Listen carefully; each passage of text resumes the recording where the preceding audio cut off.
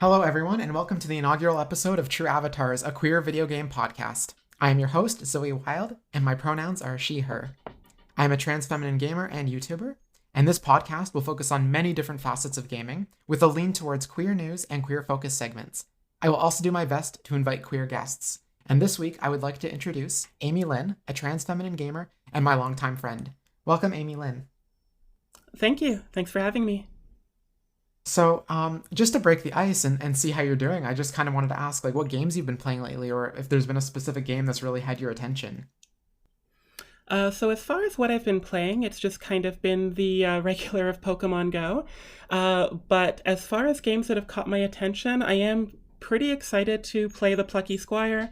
I've been sort of following the lead artist for a long time on social media, and the game just looks really charming and fun. So that's kind of on my fairly immediate download or to download list. Especially because I've heard it isn't that long. I've heard it's maybe 7 or 8 hours, which is the perfect amount of time for me until, of course, Sonic X Shadow Generations comes out. I'm actually so glad you brought up the Plucky Squire because I actually booted it up for an hour last night to give it a try, and it's very charming, I won't lie. And I hate starting the podcast series off on kind of a negative note, but I was actually really disappointed with the Plucky Squire. Because, and I'm not saying you shouldn't play it, but definitely maybe watch a little bit of gameplay of the stealth sections first. Because it's like a really fun game, and I have some issues with the controls. It feels like, at least on PS5, there's like, it's like input lag, but also, you know, when you're playing like 3D Mario games and you're trying to like do precision platforming, and like when Mario lands, there's like a little bit of like time before he actually stops running. Because that's how it feels to play the Plucky Squire with all the controls. It just feels like a bit floaty, and there's like some delay. And like if you're aiming, I don't know how it plays on Switch, but on PS5 with the DualSense, when you're trying to aim the sword throw attack, even if I feel like I'm aiming directly left, like it'll throw at an angle, and not in the direction I'm actually aiming. Now again, I don't know if that's just like my thumb isn't actually pointing in the correct direction, but I know that other developers have like gauge for this on bigger games, especially like games like Kirby and the Forgotten Land, where they kind of predict where you think Kirby is inhaling based on the way your thumbstick has been moving. And again, I know this is an indie game and I don't expect like a Nintendo level of polish, but it does feel really kind of difficult to play. Like I'll find myself getting hit by enemies when I feel like I've attacked them, and then there's this stealth section which doesn't feel like there's any skill, rhythm, or pattern to, where at the beginning of the game, as soon as you leave the book, you're like wandering around the desk at night, and this character tells you, oh, there's like these bugs around, and if you like get eaten by the bug, like you'll die basically. And when I was playing the section, the bugs don't actually have a pattern with which they like run around and you're trying to like hide from them. And the game gives you a button to like, it gives you a sneak button basically. Like you can hold R2 or circle on the PS5 to like sneak basically. Like you like, the screen goes slightly darker, your character hunches down, and like you're supposed to make less noise, but it doesn't actually seem to work. And the bug kept like what was a really simple section of just getting from like one side of the screen to the other, like it felt impossible because the bug doesn't just like, the bug follows you around. Like if you hide behind one like paint jar to get to the other, like the bug will be on the other side of the paint jar the whole time. If you move from one to the other, it follows you to the next one. So I actually just had to wait for an opportunity. Like it took a while for the bug to just like go to the other side of the screen so I could like quickly skitter across the board, the book, or not the book, but the desk. So you're saying it has realistic bug and AI? Yes, it does. And it's like, it's really frustrating because it doesn't feel like a puzzle or any kind of like solution. It just feels like patience and luck, which I'm not really a big fan of in video games. And maybe that's what the developers intended. But if you're okay with having some patience, the game like looks very charming. Like it's visually like gorgeous, especially you're probably going to play on Switch, and I'm sure it looks great there. I haven't played it on Switch, but on the PS5, like it actually looks like you're looking at a book on a desk. It's really pretty. That's really cool. And the voice acting is really good, and it's just very charming. So if all you want is style over substance, I think this is a really good game to play. But if you want some substance to it as well, I feel like it's like the kind of game where you should wait for a discount. How much does it retailing for?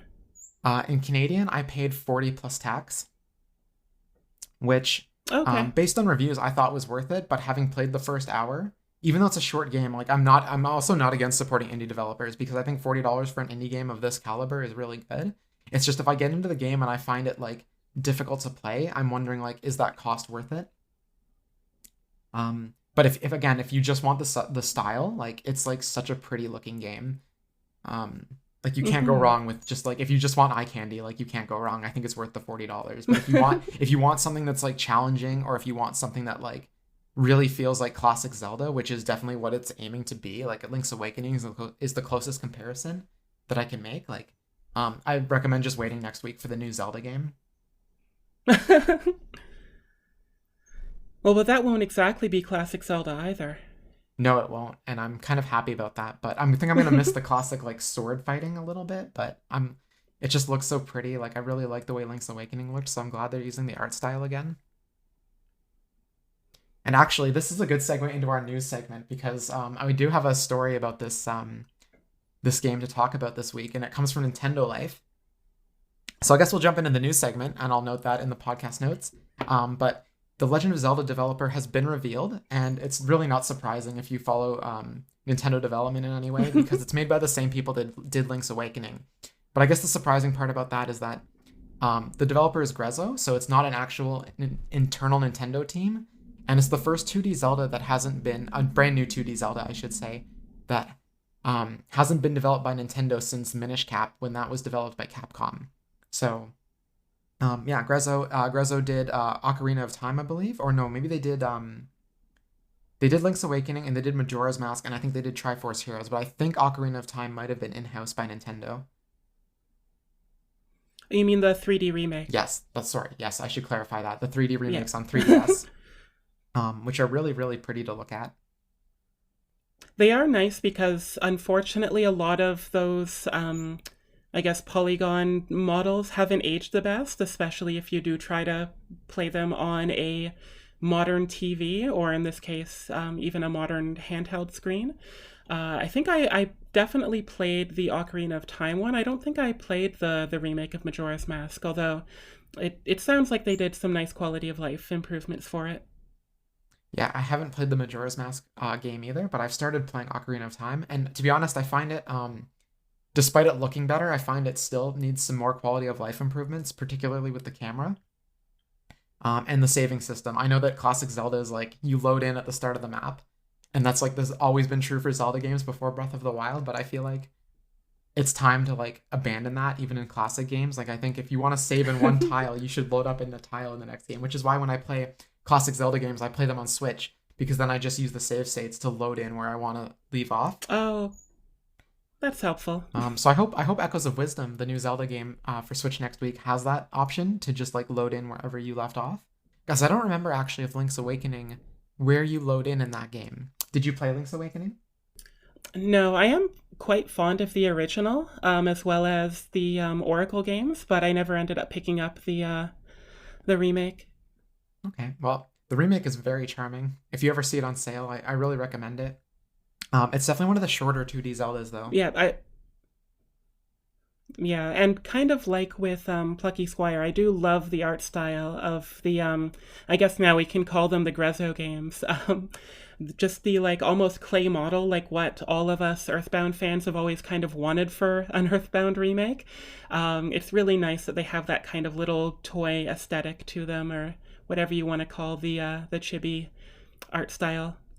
No, I think that's the best way to put it. Yeah, no. And I think if they did an Earthbound game that looked like this, I think people would be very excited. Especially since I feel like those games could use a second wind. I don't think they necessarily need to be remade. I know people are dying for Mother 3. But if they remade Earthbound, I feel like it would bring in a new audience because I feel like there are some people that just like see an older game, or people like new, and I'm one of those people too who likes new. I've never played Earthbound. But that's also because I have so many games to play that like sometimes I do only focus on the new. So I think if they did a remake of at least of the original, it would breathe some new life into the series, even though again I know also that the original developer has no plans to make any more than the 3 games. Like it's a finished trilogy. So I think doing a remake of the whole trilogy in one set might entice people to play these games again. Yeah, and if the Itoi, the creator, like really does want to keep it as just the trilogy, I think, having them as a set like that would allow sort of the integrity he wants for the series to continue, while, as you said, like sort of introducing it to people who may want a shinier coat of paint on sort of older pixel art. And just to keep things moving, I think we're going to move on to our next story, which actually is queer related. So this comes from them.us, although I've seen this all over Twitter as well. And the new Dragon Age game, so Dragon Age the Veilguard, which comes out, I think, next month, will include customizable top surgery scars, which is kind of a big deal because I don't know of any other video games that have ever had that as a customization option. So when you're making your character, when they're shirtless, you can see top surgery scars. And I think the only other time that they've included trans customization options in a big AAA game like this was Cyberpunk. In Cyberpunk, you can choose, when making your character, you can choose the gender of your character, and then you can choose which genitals they have. So I remember when I started playing Cyberpunk, and admittedly, I played for 4 hours. No, not even. Maybe 2 hours, actually, before I kind of gave up, because I played at launch, and then immediately sold it after, because I was like, I've got too much to play, but the game was broken. But the part of the game that was not broken, which was a lot of fun to play with, was the character customizer. And when you're choosing your character, yeah, you can like choose a woman, and then you can give her male genitals. To put it lightly, basically you can give her a penis and testicles. And I think I did that originally because I was like, well, this is kind of like, it was novel at the time. I think now I wouldn't, just because I just wouldn't. But I think giving that option to players, which is completely optional. Sorry, I'm about to lose my headset here. Which is completely optional. Is a good thing. Like, I've seen people online complaining about this. I don't know if you've seen any of the discourse on Twitter or Reddit where people are, even YouTube. I've seen a lot of YouTube videos in my recommended feed, unfortunately, with people saying like this ruins the game. But again, you just don't have to click that button. Yeah, I mean, people get upset even at including they them pronouns in video games these days. So unfortunately, it doesn't really surprise me that there's been that many people upset over this option. And I think it is kind of a wonderful like option to include, especially on, a larger game like this. Like, I haven't heard of any of top surgery scars being available in a game before either, but if they do, I imagine it's a very small indie game that hasn't even broken into sort of the general queer gamer zeitgeist.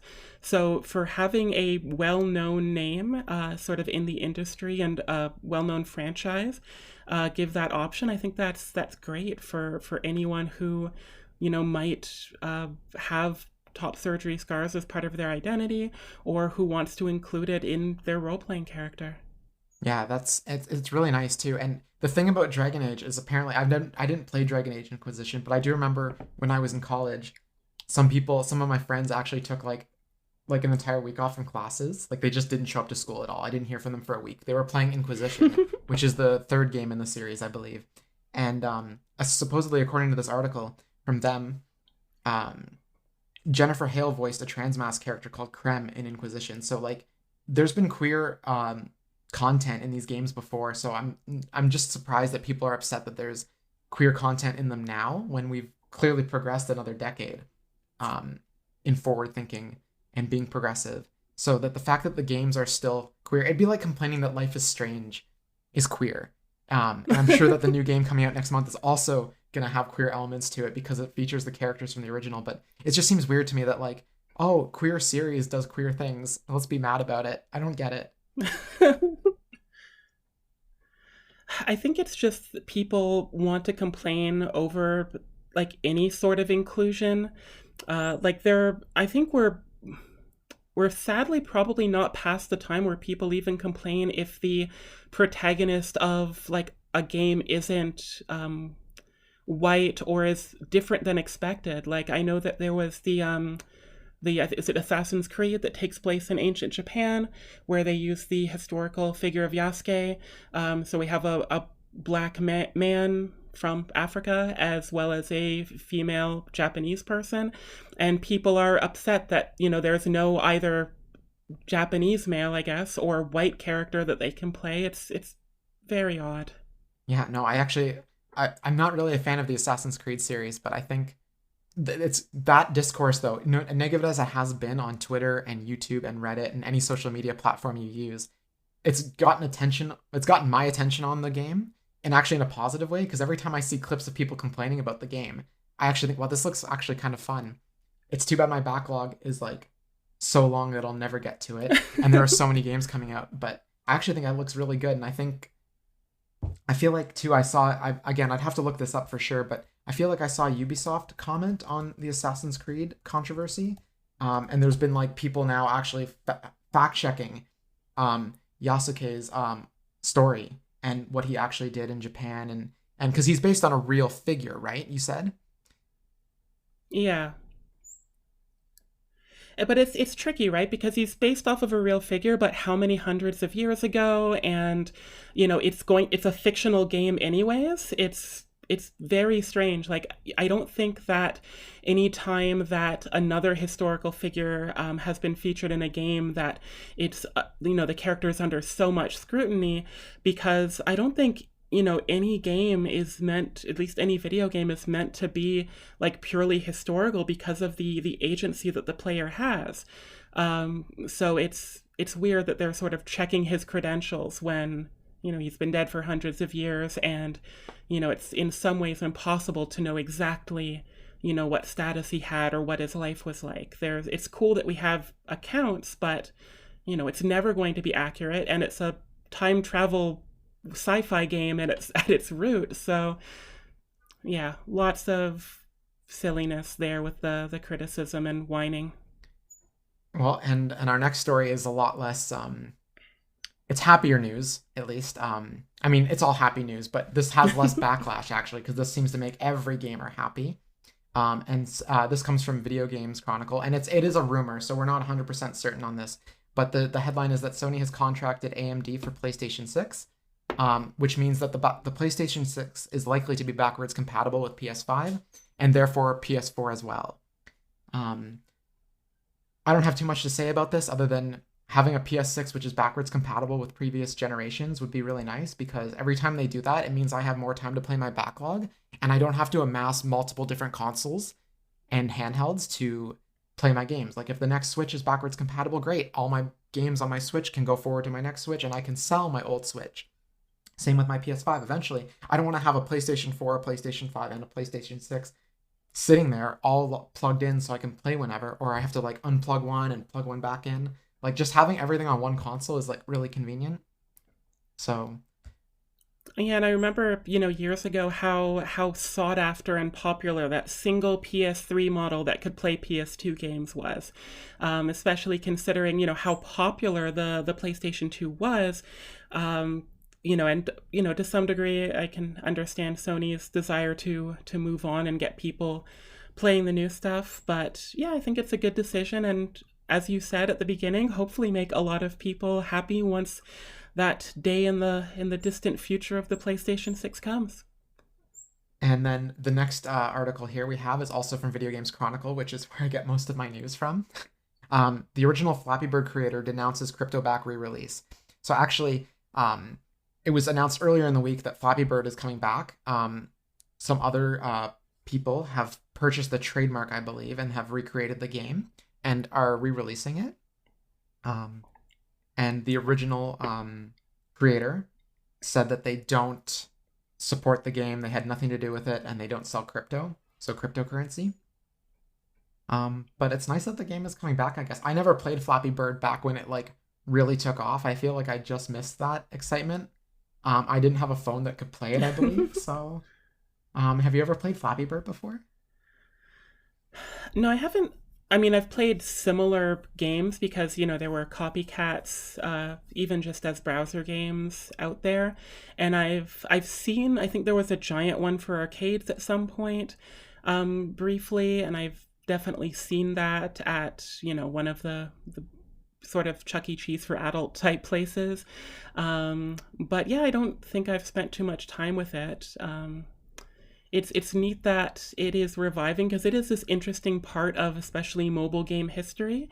But yeah, it's a little bit disappointing the form that it's taken, I guess. Similar thing happened to Metabots in North America, I think 5 years ago or so. So we'll have to see how it turns out. I do think that Flappy Bird as a title probably still holds some recent nostalgia with people, so we'll see what happens. Yeah, no, maybe I'll give it a shot, although I don't like the idea that it has cryptocurrency in it. But again, I've always wanted to play it, so maybe I could find another excuse me, another game that's like it. Excuse me. That's like it that I could try. That's a little more non-crypto friendly. But we're gonna move on to our next article here. And this one's kind of exciting, but again, it is also a rumor because we're not sure if these images are real. But alleged images of Nintendo's new Switch have appeared online. And I know we're a gaming podcast and we don't have a video format just yet, but the pictures basically show what looks like a Switch. It looks exactly like the previous Switch with a couple notable differences. So I don't know if you've seen these images, Amy-Lynn, but I'm going to describe them for our audience here. So basically, it's a larger Switch. It has a much bigger screen. People have shown images of comparing the two sizes, and it's actually quite a bit bigger. It might even be bigger than the Steam Deck, which is kind of crazy. And the Joy-Cons themselves, they're magnetic. So they have like these little nubs that come out, and then you put them inside the actual Switch, and they kind of like, I guess they kind of like click in. They don't slide out anymore, basically. Like you have to put them in. So, which I think if it works better, it will be better, because trying to press the button on the back of the Switch and then pull it out, you have to like use both hands, and it doesn't really look as convenient as they make it look in the videos online that Nintendo's got, where like people put the Switch to the dock and they just pull the controllers out. Like I've never had it be that simple. Like I always have to do one at a time. So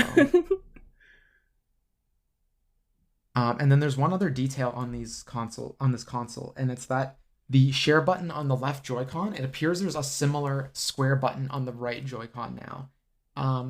I've seen some people theorizing online that it's another share button, so if you're playing with a friend and you each have a Joy-Con, you can both hit the share button. I know the I usually give the left Joy-Con to whoever I'm playing with, and I take the right Joy-Con. So I usually have to ask my partner when she's playing with the left Joy-Con, hey, can you screenshot that or press hold so I can get the video of what just happened? So if that's true, that's really nice. But again, we don't even know if these images are real. I think we're all just really, really thirsty for some Nintendo Switch 2 news, if that's even what it's going to be called. Yeah, I've heard rumors that they're real, but possibly like outdated. But it does seem like there's more credence to these rumors than pretty much anything that's happened in the last little while. I guess since Nintendo sort of admitted that, yes, we're going to make it, it'll be announced before the end of the fiscal year and things like that.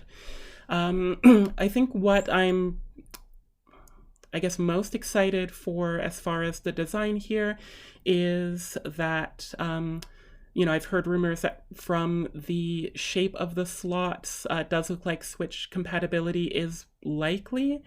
There are larger L&R buttons, so if you are playing a multiplayer game using the Joy-Cons, that should be a little bit more enjoyable. Because, usually with the Switch, I'm playing on the TV using the Pro Controller, but for multiplayer games, like right when the Switch launched, things like Snipper Clips, the WarioWare game that was a little bit more recent, where you're actually playing as the characters, using the Joy-Cons with the tiny shoulder buttons and sometimes middle of the controller joystick is a little bit awkward. So even like a couple more centimeters of space on the Joy-Cons themselves and the L&R buttons is definitely welcome. Yeah, no, the bigger size is good, I think. I think I'm always good for a bigger screen, and the bigger Joy-Cons too. Especially, when you have the Joy-Cons separately, I think it'll feel more like a controller and hopefully a little more comfortable. There's a couple things I'm concerned about, and it's that the shape of the Joy-Cons themselves are no more ergonomic than they were before. And again, I know that's because, again, you're going to use them as individual controllers sometimes, but it's just a little uncomfortable, especially playing certain games where you're like doing a lot of like intense things with the L&R buttons to hold the Switch. And now that the Switch 2 is bigger, I do wonder like how comfortable it will feel to hold the bigger Switch. Because even though the Steam Deck is a little more ergonomic and feels a little more comfortable to hold because there's grips on the back of the controllers, on the sides of the controller, or on the sides of the handheld. I do wonder if like it just the size is like gonna be bigger, especially for kids who I think like this is Nintendo's biggest handheld. Like the Switch is Nintendo's biggest handheld ever. And their previous handhelds were always smaller and much more kid friendly, which is most of their audience. I do wonder if this bigger controller, this bigger Switch, is going to be less kid friendly. And I have smaller hands too, so I do find the Steam Deck to be a little difficult to hold, even though it's more ergonomic. The size does kind of make it difficult to play. So I think less ergonomic and bigger Joy-Cons when they're docked and you're playing with this, or when they're attached and you're playing with the screen. I don't know. I guess I would have to hold it to be sure, but it is quite a bit bigger. Yeah, and we'll have to see if there's any changes once it finally is officially announced. Well, I hope it's announced soon. I know back in 2016, it was around now when they announced the Switch 1. But Nintendo's got a pretty big holiday coming up with a lot of good games. So they've got Zelda, they've got Mario Party, they've got Mario and Luigi, plus lots of third-party games that are coming. So if I was Nintendo, I wouldn't want people to be looking at the next console when they've got other games to sell. I know I sound like a business person right now talking about that, but I think they'll probably announce it early next year, and it'll probably be a spring release. I mean, I hope it's spring. I really hope it's not released in November like Nintendo consoles usually are, because that means you're going to have to fight the Christmas buyers and the day one adopters to get one, which is what makes them sell out really quick. And the Switch 1 was already hard to get when it released in March, and you were only fighting with day one adopters to get one. I know I had to wait a little while to be able to pick one up, so I would like to buy one day one because I'm sure there's going to be either a new Mario Kart or a new 3D Mario at launch, and I would like to play those as soon as possible because I'm impatient and I cannot wait. The launch of the Wii was kind of intense, so I mean, we're in a digital age now, so hopefully more people are buying online, but I lined up in the cold in front of a Walmart for my Nintendo Wii, and it was not something I'd super like to repeat, as sort of memorable an experience as it was. Yeah, no, I don't think it would be nice if we didn't have to ever do that again. I know Nintendo has also said that they're going to try to avoid any kind of stock issues, but also I think like that doesn't really. I don't think Nintendo has much control over what scalpers are going to do and what people who just want the console are going to do. Like, there's no way to for sure guarantee demand. And of course, it takes months and months of lead time to make more consoles. So, if there's a backlog and people want it and it's sold out, then it's going to be sold out. So, hopefully we don't have to wait outside at least. If it's going to be in the cold, we can at least wait online, F5 on Amazon. But we're going to move on to our next news story here, which is actually two news stories. It's a lawsuit. Nintendo is suing Pocket Pair. Pocket Pair is the developer of the game that came out early this year called Palworld, which has been described as Pokemon but with guns. And if anyone's seen these designs online for a lot of the I think they call them pals in the game, basically their version of Pokemon. A lot of them look like straight up ripoffs of actual Pokemon. Like there's a grass type Cinderace. There is basically just Luxray that looks slightly darker than normal Luxray. I think there's even a Gardevoir looking Pokemon too that looks like it's combined with Lilligant. I might be wrong about the Gardevoir. Yeah, but there's like an off-brand. There's definitely like an off-brand Lucario in there. There's a Pokemon that uses Galarian Meowth's like eyes exactly. Yeah, that was when I saw that one. I was like, you didn't even like change that up. You literally just put Galarian Meowth's face on a different looking cat. So anyway, Nintendo is not actually suing Palworld for copy of designs. They are suing over patent infringement, and there's been a lot of discourse online about whether or not what patents Palworld has infringed upon. We don't know. So we don't know why Nintendo is suing. We just know that they took a long time. They took all year to build a case against Pocket Pair, and Nintendo is suing. And then there was a response from Pocket Pair, and they said, yesterday a lawsuit was filed against our company for patent infringement. At this moment, we are unaware of specific patents we are accused of infringing upon, and we have not been notified of such details. I'm not sure they would be able to talk about it, even if they were, because it probably wouldn't be in their best interest to publicize all the details of the lawsuit, especially if they plan or hope to win. but they say they're a small indie game company based in Tokyo, and their goal has always been to create fun games, and we will continue to pursue this goal because we know that all our games bring joy to millions of gamers around the world. Now, normally I would agree with everything Pocket Pair is saying in their statement, because I do think Nintendo should not bully indie developers at all, if that's what this is. But also, I have two issues with Palworld. The first off is that I'm not sure if it's supposed to be parody, but I don't like that there's no creativity in their monster designs, that they just steal from Pokemon, because I don't think it's very interesting or fun to look at. And because also that they look so much like Pokemon and you're shooting them, I don't really like killing animals.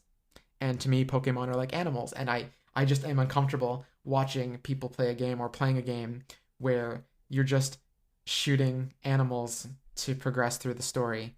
So that's my real issue with Palworld. Regardless of how I feel about the developers at all, I just think the game it doesn't sit right with me. And I'm not sure if you've played it or how you feel about it, but I'd like to hear your thoughts, Amy. Yeah, I think that they're somewhat similar there, just in the sense that some of those designs are so derivative, like to the point where like you could trace the image, like the features, and they'd be exact. And I feel that a lot of the sort of animosity and distrust in Palworld by a lot of Pokemon fans and others sort of spawns from that. And like I feel that if they had been less lazy in some of those designs, I don't think, like, maybe Nintendo wouldn't have cared, because there have been, monster collecting and battling derivatives, since Pokemon existed, if not before. Like, we have Dragon Quest monsters, we have Yokai Watch, we have, I think, Dokapon in the Game Boy Color games, arguably things like, Metabots, but, and like Monster Rancher, but all of those have their own sort of unique visual identity. There are going to be some similarities with designs that just happen, like goats have horns. An electricity-based monster is going to be spiky. You want your bug monster to be a little bit more mammal or reptile-like to make it more appealing. But yeah, just how similar they were, a lot of those designs, is frustrating. The gameplay of shooting them, like, that was bothering me a little bit, but also the kind of more explicit slave labor that you're sending them to do, from what I've heard. I guess that adds to like the sort of farm sim aspects to the game, but a lot of the reviews that I was hearing, like, it really makes some of the pals seem disposable, which, aside from arguably in Pokemon Go, we send them to the professor, Pokemon don't feel disposable to me. But the pals kind of did from a gameplay perspective, which made me not interested in it. Like, I'd be more interested in something like Cassette Beasts, where even though, it's a pixel art game, it seems like there's more of attempt at unique approach to the monster collecting genre. Yeah, and Cassette Beast actually has fusions too, which is something Pokemon fans have been asking for a long time. And apparently Cassette Beast has so many fusions that like it took a while for them to actually design and develop and program them in, because I can't remember the exact numbers, but I think there's like, let's say there's 150 monsters, and there's as many there's like, I don't know how you would multiply that even. Like, I'm so bad at math, but like there's a lot of fusions, which means there's a lot of monsters in that game to collect. And the same thing too is like, it's very Pokemon-like in that instead of throwing a capsule like a Pokeball, you record the monster to a cassette tape. So like, people are wondering if the patent that they're infringing upon, is it like the monster catching mechanics? Is it like what could it be? And again, it can't be monster catching mechanics, because again, these games have existed even, I think, before Pokemon. Where you've at least recruited monsters, because I think one of the Dragon Quest games early on, you recruit monsters even before they made Dragon Quest monsters. I feel like Dragon Quest 4 or 5, if I'm not misremembering or not misunderstanding, that like Pokemon was inspired by one of those games in the first place. So I'd be curious to find out. And even I think Shin Megami Tensei as well, I think, has recruiting, and I don't remember how old those games are. Oh no, I think those. I feel like those games predate Pokemon, but Let me find out when the first Shin Megami Tensei came out. Let's see here. First release was 1987, September 11th, 1987. So, like 10 years before Pokemon came out. Pokemon came out February 96, so almost a decade of lead time. And again, I haven't played the very original one, so I'm not sure if there's recruiting in that one. I know those games have changed quite a bit, and I know they've have offshoots with Persona and things like that. I know the original Persona was actually called Shin Megami Tensei Persona. So, but just in the interest of time, we're going to move things along here. We have two more news stories. The first one is Tetsuya Nomura says he's considering retirement and concluding Kingdom Hearts story. So this is Tetsuya Nomura is the director of Kingdom Hearts and Final Fantasy VII Remake. I actually just finished Rebirth, and it's such a fun game. So I hope before he retires, he finishes Part 3 at least. I'm less interested in Kingdom Hearts 4 only because I haven't had the courage, let's say, to jump into the Kingdom Hearts series, because I know the story is so convoluted. My partner actually bought me one year as a gift the whole box set of all the games with like all the spin-off games made into movies and stuff like that, and I've been staring at the box. I'm so scared. Like, I really want to start it, but I know that it's confusing and time consuming. But if I want more of that style of gameplay, like that and not style of gameplay maybe, but like the vibe that this director brings to his games, maybe I should play them. So if he's gonna end the Kingdom Hearts series, I hope he ends the story like he's talking about here. I'm not sure if you have any thoughts on Kingdom Hearts or if you've played those games before, Amy. I have played the PSP game, so I think Birth by Sleep, and I played the original Game Boy Advance version of Chain of Memories. It's really funny. Like, I bought my PlayStation 2 because I was so excited about Kingdom Hearts. I did buy it several years after Kingdom Hearts came out, but I never played the original or any of the numbered Kingdom Hearts, although I shouldn't say numbered because one of them is, I think, 365 over 12 divided by 16 or something. But my friend called it Kingdom Hearts numbers. But yeah, the aesthetics of the games are really like interesting and fun. I felt like excitement when Sora was announced for Smash Brothers. I've definitely I'm a very huge sucker for crossovers in general, so the concept was always really fun for me. But yeah, I'm not sure I know what to make of the announcement that he's looking into retirement, considering he does have a huge Final Fantasy to finish. And he said that like the Kingdom Hearts game that he's making next is the first part of a new trilogy. So unless he's just changed his mind and Kingdom Hearts 4 will be, maybe it will have 2 spin-offs and that will be the trilogy, or Kingdom Hearts 4 will be split into 3 parts, or he's just changed his mind completely and it's going to be a single game that will finish things. I'm not sure, but if he does intend to finish Final Fantasy VII and make a new trilogy, his retirement might be, a decade or so off. Yeah, well, I have a couple thoughts. Like, how is he directing more than one game at once? Like, I understand that there's like things he can delegate, but like, I feel like for Final Fantasy VII, like those games have to be so like hands-on and so intense to develop because there's so much riding on them and they're so popular. But he did say here in the article, he says, "I only have a few years left until I retire. I have to decide whether to retire or finish the series first. I'm making Kingdom Hearts 4 now with the intention of it being a story that I will complete." So it sounds like, even though it sounds like maybe the series will end with 4, supposedly it's 4 is you said the beginning of a new trilogy, and it's a trilogy called the Lost Master Arc. So and also too, if he retires, it sounds like the way he's wording this, it's like maybe he might retire before the game's even done. Like, does that mean he might not even finish the Kingdom Hearts 4 story in terms of like finishing directing it? Is he going to hand over the reins to someone else? So I hope at least I really what I want is for him to finish Remake Trilogy first, but go ahead. No, it just could also be that he will sort of write the story and then pass it off to, another developer for Kingdom Hearts 5 and 6 or whatever he intends to do. But Yeah, it does seem like he's getting ready to sleep for longer or more hours a night. Well, he deserves it. I'll say that because I really did enjoy Remake and Rebirth, which I played for the first time this year. So, um, and I know a lot of Japanese developers work insanely long hours and they work um to ripe old ages. I know Miyamoto is up there and he's still making games, and good for him. But I say any Japanese developer wants to retire, they've earned it. So, and then we have one final news story.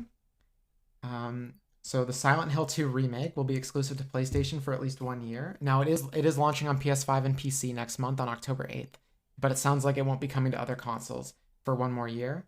And even if it does come to Xbox, I don't think we're gonna see this game, which looks technically very impressive, coming to any kind of Nintendo console.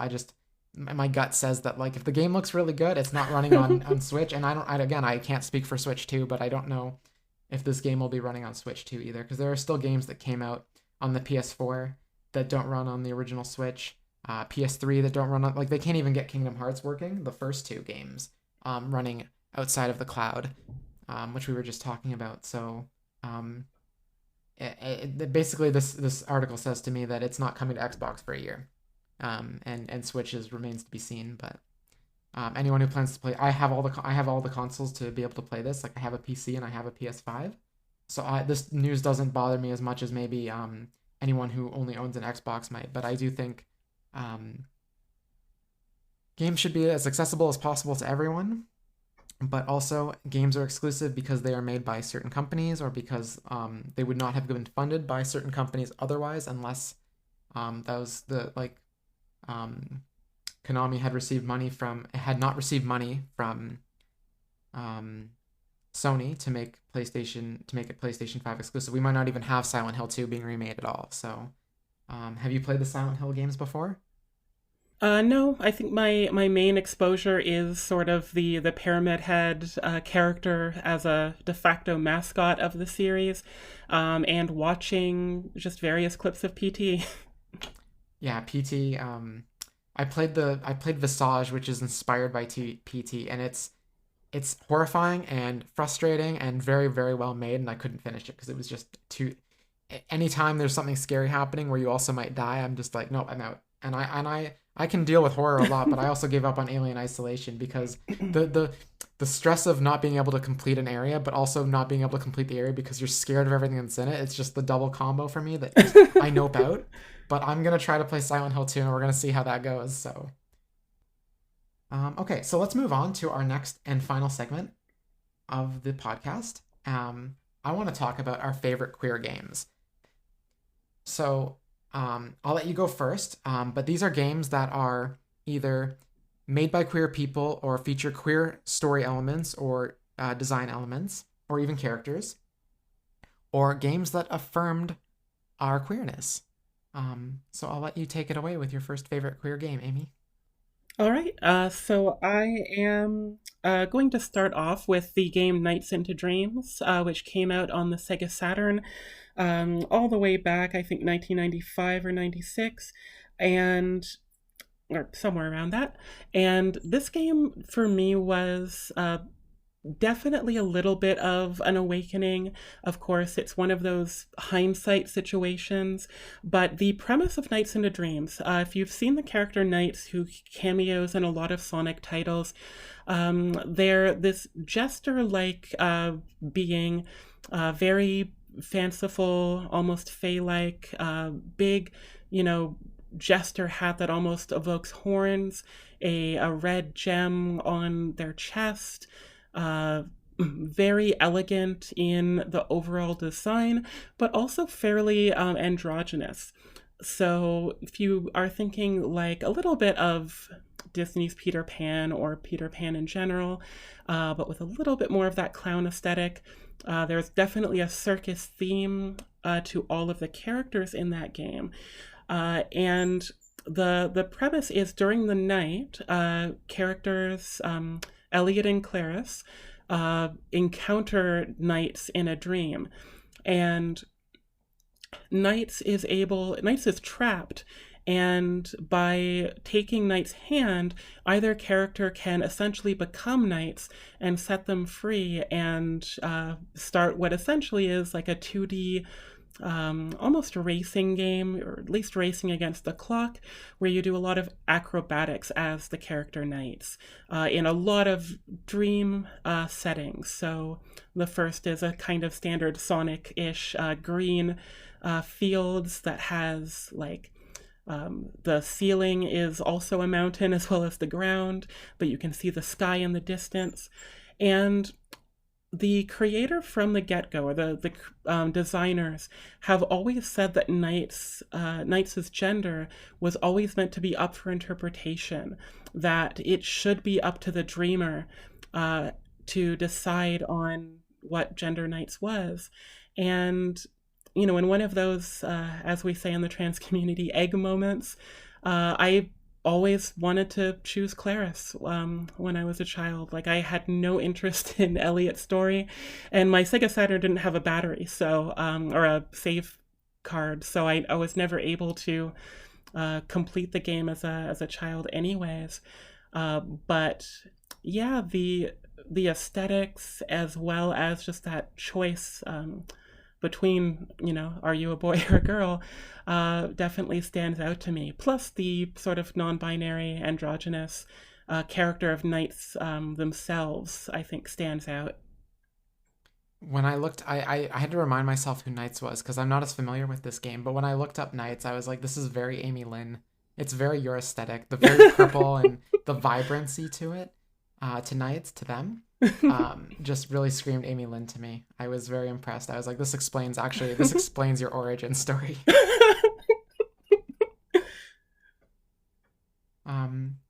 So yeah, I've never played Nights into Dreams, but I was watching some gameplay and it looked really hard actually. Like it looked so fast, and like I was watching this one person go back and forth trying to collect these gems or rings.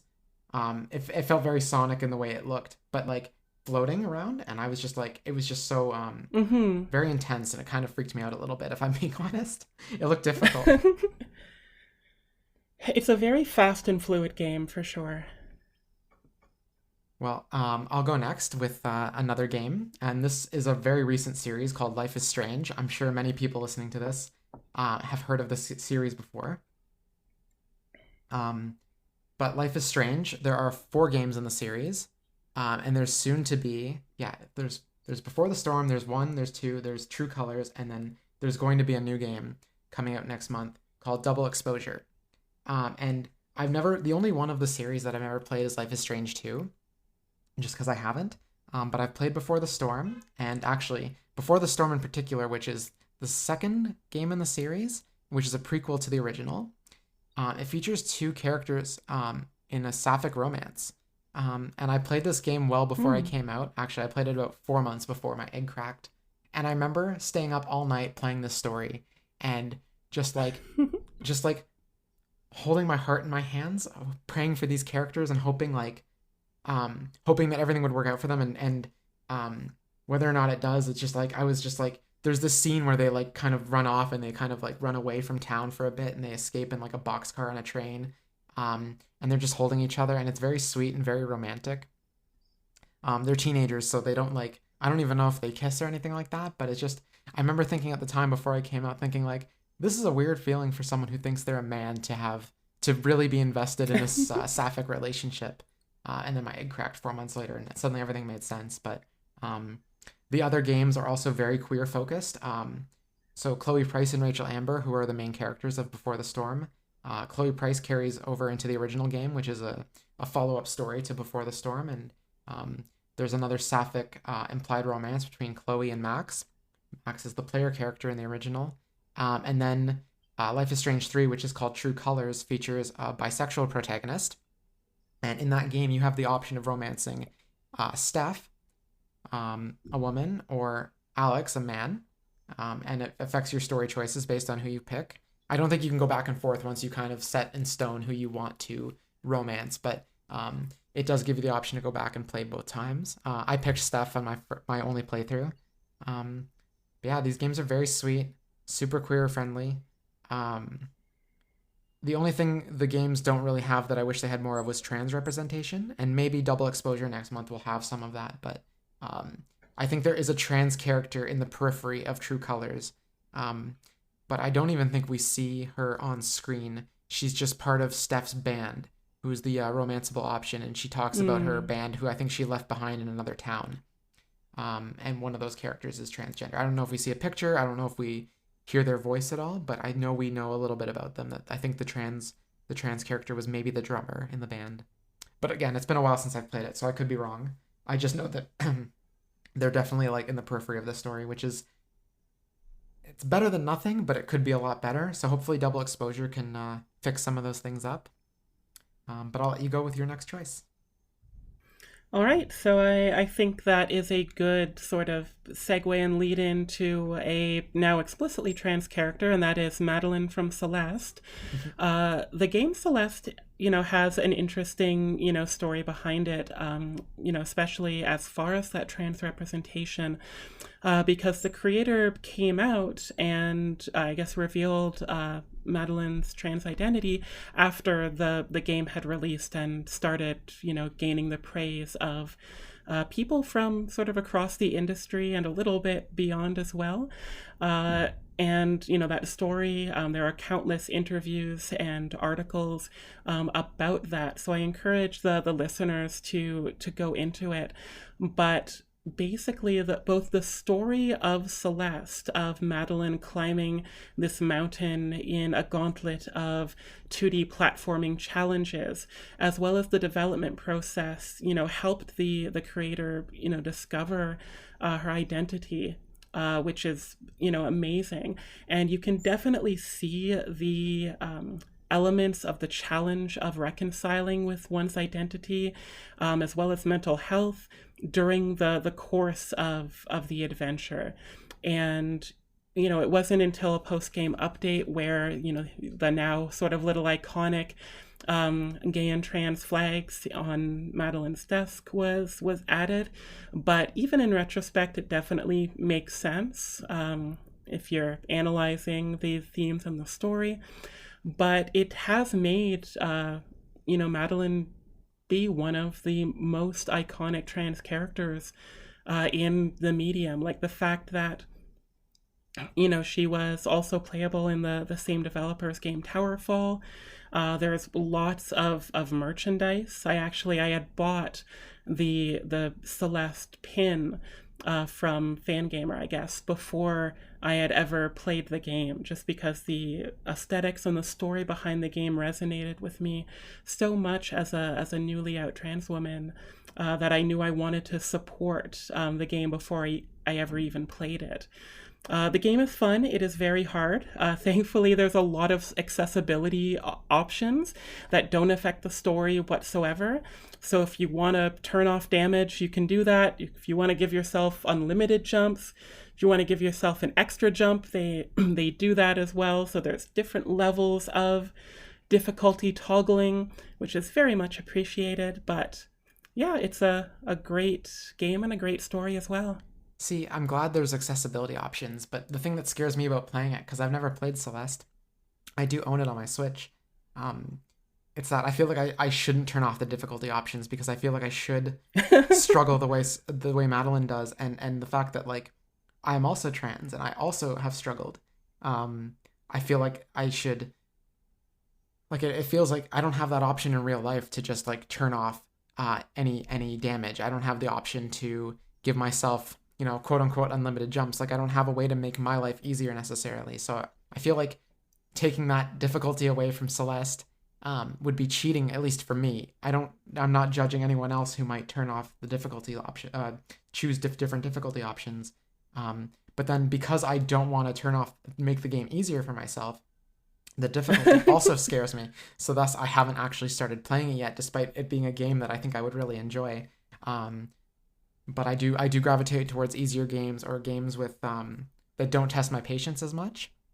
If I have to like I don't play Souls games, and Celeste almost feels like the 2D equivalent of a Souls game, and I just think, yeah. So you see the catch-22 that I'm in about playing Celeste, but I do love that it's a very popular trans game that a lot of people in the gaming community who normally would like, I see a lot of people in the gaming community complain about trans people, but this is not one of those games where they complain about it, because the game is on its own is just so good from a gameplay perspective that I think people forget that it's actually a trans game. Yeah, and the fact that, it's important to the game and the development, but it's not, you know, I guess, presented in a way that would, trigger a lot of these people. Like, they don't, talk about pronouns or anything like that. So I think in that sense, it can be a good, I don't want to say entry point into casting off your bigotry, but maybe it can be. Well, we're coming up on an hour of time here on the podcast, so I think we'll each do one more game as a mention. Mm-hmm. And I'll go quickly, and you can take as much time as you like on yours. But I'll just be quick because if I say too much about The Last of Us, which is my next choice, it'll be a bit of a spoiler. But both games are very queer focused, or at least have a very important queer element in them. And obviously, The Last of Us 1, Ellie is a lesbian. And they do kind of like hide that towards the beginning of the story. But there's a whole piece of side content where you play as Ellie and you learn about her first love, which is a very sweet story, but also very sad. And if you're not a gamer, or you find The Last of Us games too difficult or scary to play, there is a TV show which is very faithful to the games, that has this story featured in it as well, and it's very very accurate and very sweet, but also sad. And then the second game actually features a trans character, and this character is called Lev. I think he's in the ballpark of being like somewhere between ages 10 to 12, and he's trans masculine. And the thing I really liked about this game, with the trans representation, is there's bigotry in it. And I don't mean that in a way that like I want my games to feature bigotry, but the bigotry is part of Lev's struggle. So when you're playing The Last of Us, you hear a lot of background dialogue from NPCs that you're sneaking around. And at one point in the game, you're sneaking around and you can hear them misgendering, the enemy NPCs misgendering Lev, calling him she, her, and just saying generally mean things about him. And I think his mom, who also misgenders him. I could be misremembering that, but I do like that there's that little added detail. And it's not every time you're playing. And you don't play as Lev, you play as a different character, but Lev is your sidekick, and helps you around with things throughout the story. But when you're playing through one section, you do hear NPCs misgendering him. And I think that's a very interesting way to show how it feels to be misgendered, because many times when you are being misgendered, it's people talking about you and not to you. So it definitely adds a little bit of stress to hearing that, especially if you are queer and you understand the struggle. Yeah. So do you think that, I guess, misgendering, does it take you out of the experience much? Does it immerse you? Do you think that people would be concerned about things in that sort of environment? Like, what are your thoughts there? I think it's a very accurate environment. I think the apocalypse, and I think the real world as it is now, pre-apocalypse,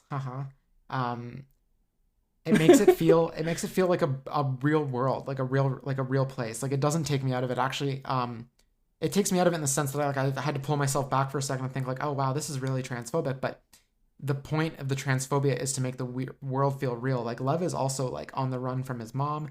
Lev is on the run from basically being misgendered almost, in a way. Like, that's what it represents. And I think that no, it's like, it's immersive. Like, it's I don't know, it makes me feel like even with the apocalypse happening, like, there are still going to be bigots. Like, there are still people who aren't going to forget that, like, oh, it's an apocalypse. Do we really need to worry about like what gender someone is? But obviously that the apocalypse is like full of people saying what they think, and there's no one around to police them. So of course there's going to be people who think transphobically. And I think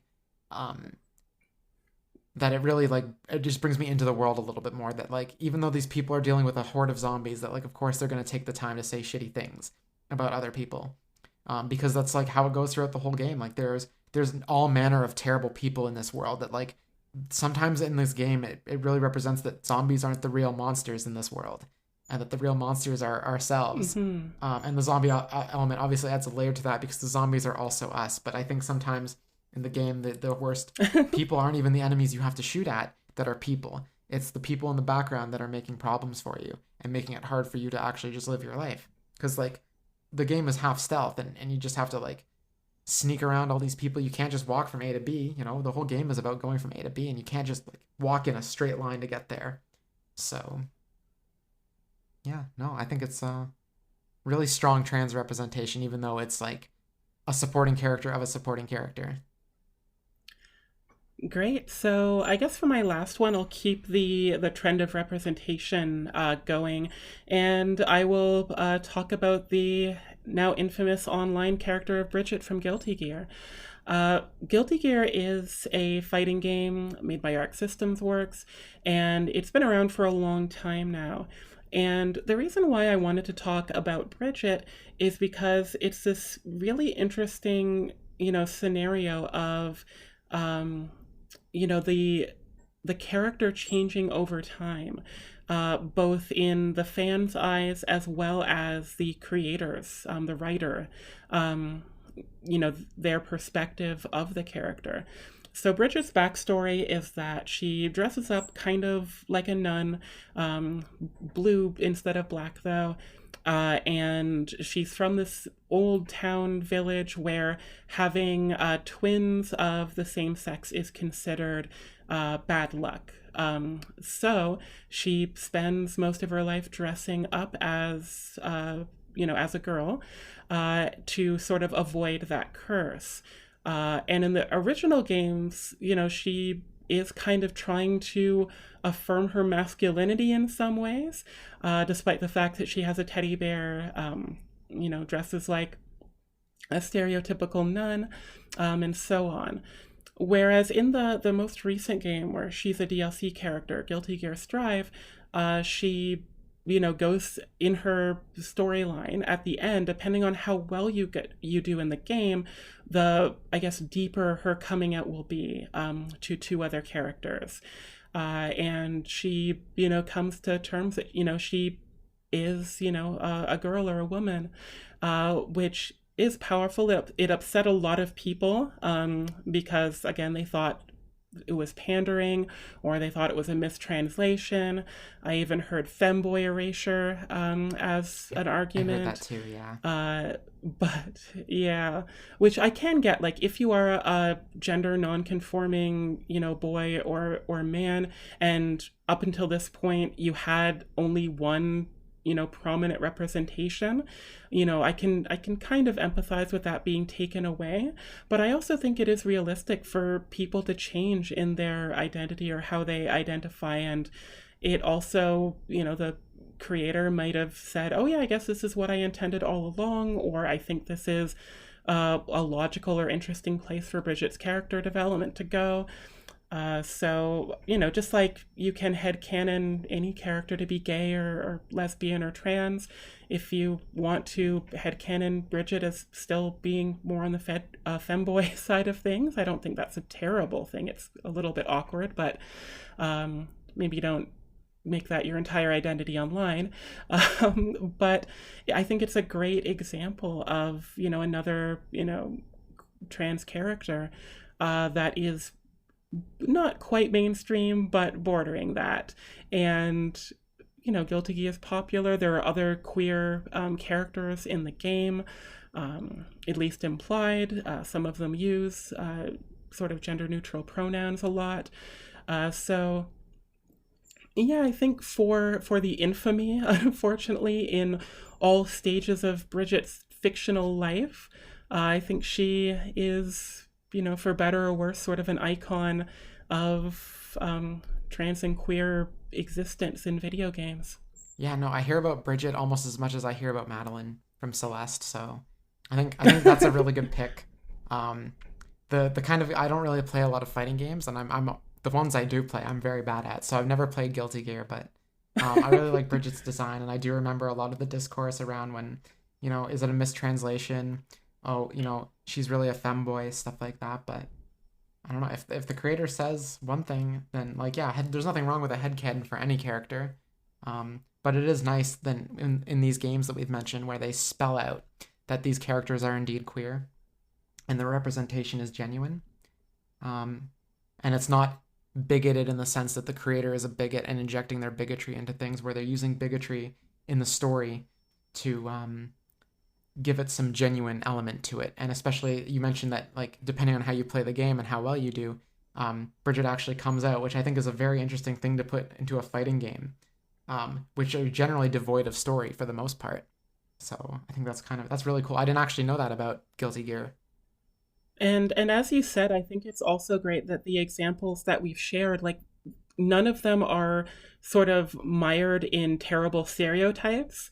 Like, none of the queer, like the lesbian characters you mentioned, are, I mean, you didn't mention a lot of their personality traits or their appearance, but from what I know of the characters, like, I don't think they would be instantly identifiable. Like, it's not that stereotypical, almost buzz cutter mohawk, leather jacket type of thing. Or for the trans characters, they're not, the ugly, facial hair. I mean, nothing wrong with that if that's your identity, but, the negative stereotypes that you see in media a lot. A lot of these are, just people, Yeah. or just characters, which is great. Yeah, I think the only one who might visually be more on the side of stereotype is Chloe. She does have shorter hair. It is dyed. Oh. But that Yeah. said, though, Chloe goes well past her design, her character, like her physical character design. She goes well past that as a very well written character, and that her appearance is hiding a sensitivity that she doesn't like to share.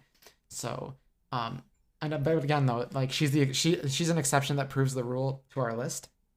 So I still think it's a very strong point, because Rachel Amber, also bisexual, I believe. I'm not entirely sure if they confirm Rachel Amber's sexuality in either of the games outright, but we know that she's with men and women, or I guess she's a teenager, so boys and girls throughout the games. But she also doesn't look like any quintessential sapphic person that you would think, like, is a stereotype. Like, you would never clock her as straight or gay if you were to pass someone that looked like her on the street. So, but anyway, thank you so much for joining me today, Amy-Lynn. I think we're going to wrap up because it's been well over an hour of people listening to us ramble. But thank you so much for being a part Thanks for having me. Yeah, and thank you for being part of the inaugural episode of True Avatars, a queer video game podcast.